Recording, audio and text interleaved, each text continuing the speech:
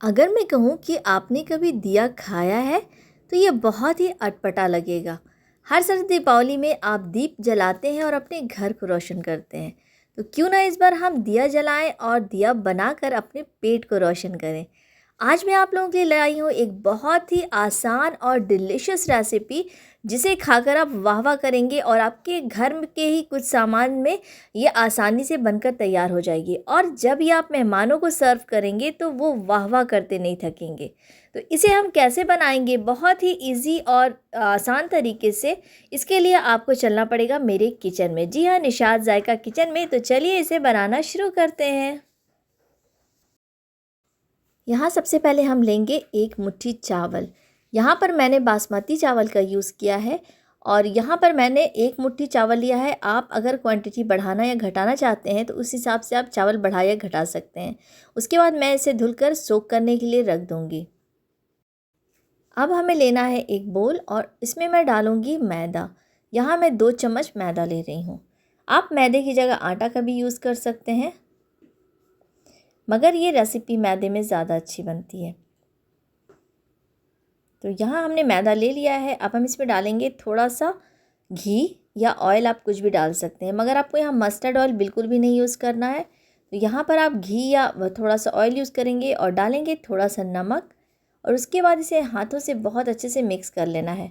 यहाँ 2 चम्मच मैदे में मैंने आधा चम्मच लगभग ऑयल डाला है। बहुत ज़्यादा ऑयल भी हमें इसके अंदर नहीं डालना है और थोड़ा थोड़ा पानी डाल के इसे गूँथ लेना है। हमें इसका डो जो है वो कड़ा बनाना है। जितना हम पूरियों के लिए बनाते हैं उससे भी हमें हार्ड बनाना है। तो यहाँ हमारा डो बन चुका है, इसे हम ढककर साइड रख देंगे। और यहाँ हमारा चावल भी भीग चुका है, तो इस चावल को हम पीस लेंगे। तो आप चाहें तो इस चावल में थोड़ा सा किशमिश, काजू और या बादाम पीस सकते हैं और इस तरह से हमें थोड़ा सा दरदरा पीसना है। इस चावल की हमें बनाना है खीर। तो यहाँ हम बनाएंगे केसरिया खीर। केसरिया खीर के लिए यहाँ मैंने लिया है आधा लीटर दूध और इसे गर्म करने के लिए रख दिया है। यहाँ दूध गर्म हो चुका है। तो खीर बनाने के लिए मैंने पहले ही कहा था कि आपको चावल की क्वांटिटी बढ़ाना है तो बढ़ा सकते हैं, घटाना है तो घटा सकते हैं। यहाँ आधा लीटर दूध मैंने लिया है, एक मुट्ठी चावल आधा लीटर दूध के लिए। अब हम इसमें डालेंगे केसर। तो ये केसरिया खीर, थोड़ा सा केसर हम इसमें डालेंगे, बहुत ही टेस्टी बनके तैयार होती है। उसके बाद इसे हम मिक्स करेंगे और हमने जो चावल पीस के रखा था, अब ये सारा चावल हम इसमें डाल देंगे। आप चावल में थोड़ा सा पानी डाल के इसे दरदरा पीस लें। बहुत ज़्यादा मोटा भी नहीं पीसना है और बहुत ज़्यादा इसका पेस्ट भी नहीं बनाना है। चावल डालने के बाद इसे हमें लगातार चलाते रहना है और यहाँ पर फ्लेम हमें बिल्कुल लो रखना है। अगर आप इसे छोड़ देंगे तो ये नीचे में लग जाएगी और इसमें गुठलियाँ पड़ जाएंगी। तो याद रखें कि जब भी आप इस तरह की फिरनी बनाएं, खीर बनाएं, तो इसे लगातार चलाते रहें, नहीं तो इसमें गुठलियाँ बन जाएंगी और ये बिल्कुल भी अच्छी नहीं बनेगी। तो यहाँ हमारी खीर थोड़ी गाढ़ी हो गई है और चावल भी गल चुका है। तो अब हम इसमें डालेंगे शक्कर। यहाँ मैंने लगभग 70 ग्राम शक्कर का यूज़ किया है, यानी 1 कप। आप अपने मीठे के हिसाब से कम या ज़्यादा कर सकते हैं। यहाँ पर ये खीर थोड़ी मीठी बनेगी। अब हमारी खीर जो है वो थोड़ा गाढ़ी होने लगी है। इसे हमें लो ही फ्लेम पर पकाना है जब तक शक्कर ना घुल जाए।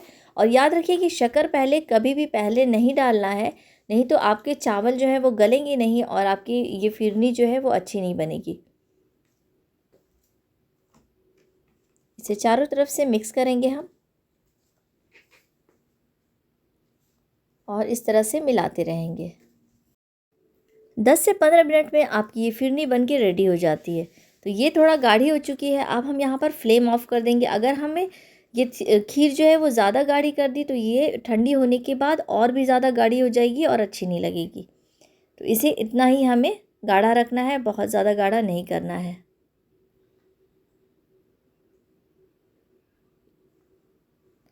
इसका कलर देखिए कितना अच्छा आया है। अब हम फ्लेम को ऑफ़ कर देंगे और यहाँ खीर हमारी ठंडी होकर कितनी गाढ़ी हो गई है ये देखिए। हमें इस खीर को ठंडा होने के लिए फ्रिज में रख देना है। अब हमने जो ये मैदा गूँथ के रखा था, इसकी लोइयाँ बना लेंगे और इसे बेल लेंगे। इसी मैदे से हमें बनाना है दीप। तो इस तरह से गोल गोल लोइया जो है वो बनाएंगे। इसे बहुत ज़्यादा पतला हमें नहीं बेलना है, जैसे पूरियाँ हम बनाते हैं उससे थोड़ा सा हमें थिक बनाना है इसे। इस तरह से गोल शेप में हमें इसे बेल लेना है। ये बहुत ही इंटरेस्टिंग और बहुत ही मज़ेदार डिश है। आप इसे ट्राई कीजिएगा और मुझे कमेंट करके ज़रूर बताइएगा कि आपको ये डिश कैसी लगी। तो यहाँ हमारी ये पूरी जो है वो बेल चुकी है। अब हम इसमें इस तरह से फॉक से छोटा छोटा सा छेद कर देंगे ताकि ये फूले नहीं। आपके पास कोई भी ग्लास हो, कटोरी हो, उसमें हम इस तरह से, जैसे हम कचौड़ी बनाते हैं, कटोरी चाट बनाते हैं, उस तरह से ही इसे हम ग्लास में लगा लेंगे और दीप की शक्ल जो है वो दे देंगे। शेप वैसा ही हमें देना है, दिए जैसा, और ये बहुत अच्छे से फ्राई हो जाता है। जैसे कटोरी चाट बनाते हैं, आपके पास कटोरी हो तो आप उसमें फ्राई कर सकते हैं, या फिर आप इसे बेक भी कर सकते हैं। अगर आप इसे फ्राई नहीं करना चाहते तो आप इसे बेक कर लें और बेक करके इस रेसिपी को बनाएं, वो भी बहुत अच्छा लगता है। बट हाँ, इसे फ्राई करते टाइम बहुत केयरफुल रहें क्योंकि हमारा ग्लास या कटोरी जो है वो बहुत ज़्यादा गर्म हो जाता है। तो इस तरह से हम इसे दिए की शक्ल दे देंगे। बिल्कुल दिए की तरह ये बनके रेडी हो चुका है। इसी तरह से हम सारे दिए जो है बना लेंगे। थोड़ा सा ग्लास में हमें ऑयल लगा लेना है और उसके बाद इन पूरियों को इस तरह से रख के हमें दिए की शक्ल दे देनी है। ग्लास कटोरी किसी में भी आप बना सकते हैं। आप चाहें तो मोल्ड आपके पास कुछ इस तरह का हो तो आप उसमें भी फ्राई कर सकते हैं। तो यहाँ मैंने ग्लास का यूज़ किया है।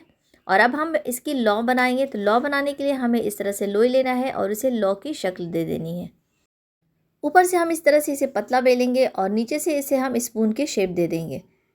तो इसे आप थोड़ा सा ट्विस्ट कर देंगे तो ये बिल्कुल लौ के शेप में आ जाएगा। तो इस तरह से आप बनाएंगे तो ये अच्छे से होल्ड हो पाएगा हमारे दीप में।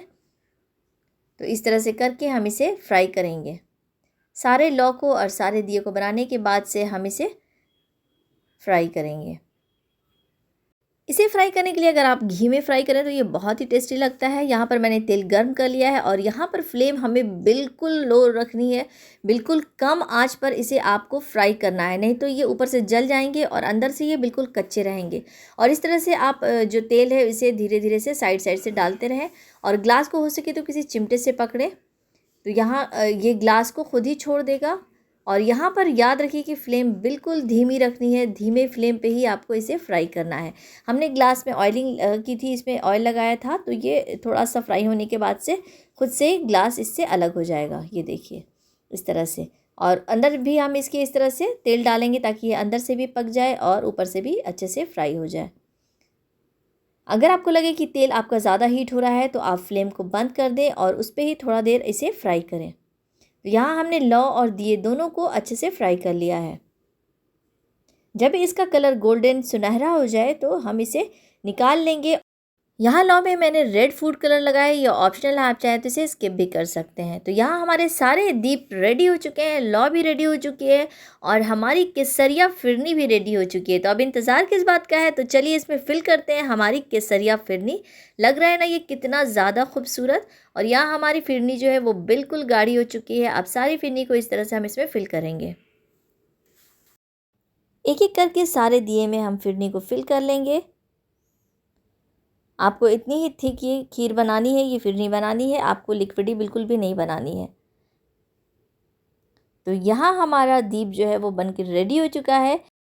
फिर इंतज़ार किस बात का है। इस दीपावली में आप इस दीप को बनाइए, खाइए, एंजॉय कीजिए, खुद भी खाइए, मेहमानों को भी खिलाइए। और इस पर अब हम डालेंगे थोड़ा सा केसर, जिससे ये और भी ज़्यादा खूबसूरत लगे। तो यहाँ इसी तरह से सब पर हम थोड़ा थोड़ा सा केसर डालेंगे।